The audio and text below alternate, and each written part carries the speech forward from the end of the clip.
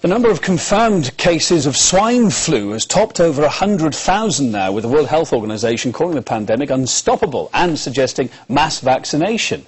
But are we actually fighting a man-made tragedy? Some are asking. Investigative journalist and IT contributor Wayne Madsen's in Washington to tell us more about claims that the virus began life in a lab. Mr. Madsen, afternoon to you. Now, the World Health Organization, we're hearing, is looking into claims that this virus could have been created in a lab, possibly in some sort of vaccine development that may have got out, may have gone wrong. What else do we know? What we know, of course, is that there have been laboratories, especially at the University of Wisconsin at Madison, that were involved in this, what I call the Jurassic Park development of this particular flu. The 1918 flu, called the Spanish flu, was extracted from the corpse of a dead Inuit woman who died of the disease in Brevig Mission, Alaska, a small Inuit village, and it was recombined with combined with other forms of flu to create this particular H1N1 that's been declared a pandemic by the World Health Organization. Now, it's interesting to note that a company called FluGen, which is associated with this research at the University of Wisconsin at Madison, is now developing a vaccine.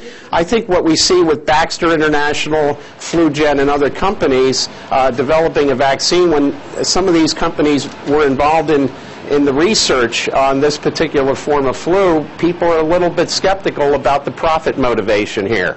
Well, wherever it's come from, mass vaccinations are being called for. The last time, of course, in the US that happened was in, what, 1976, wasn't it? Then it caused more deaths than the disease itself. How is the government trying to reassure Americans that that isn't going to happen again?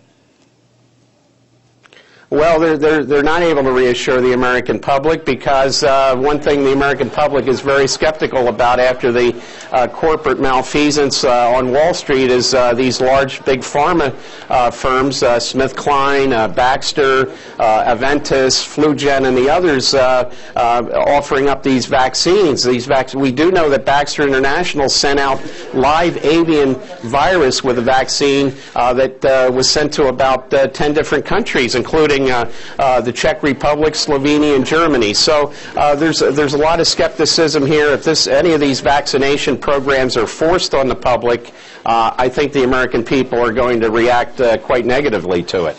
Now, just standing back from this a little bit, you're a journalist, you like a good story like other journalists, of course, like to get their teeth into, but just standing back from it, not belittling at all any of the, 700 swine flu deaths so far that have been confirmed worldwide. We've got to remember, of course, that seasonal flu this time of year affects about 500,000. Isn't this really a tendency towards overreacting?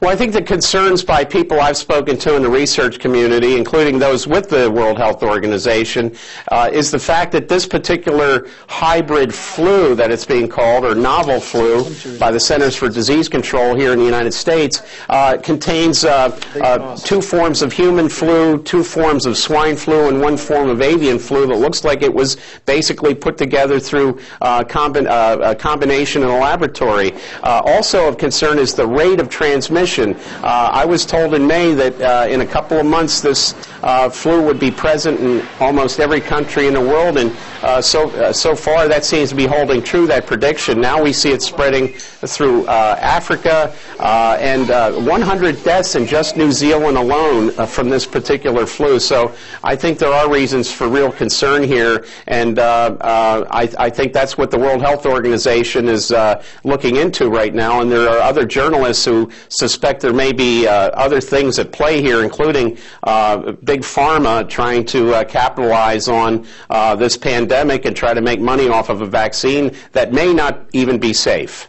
Okay, well, Wayne Madsen, investigative journalist, RT contributor, bringing us up to date with your thoughts from Washington, D.C. Thank you for taking part in the programme today.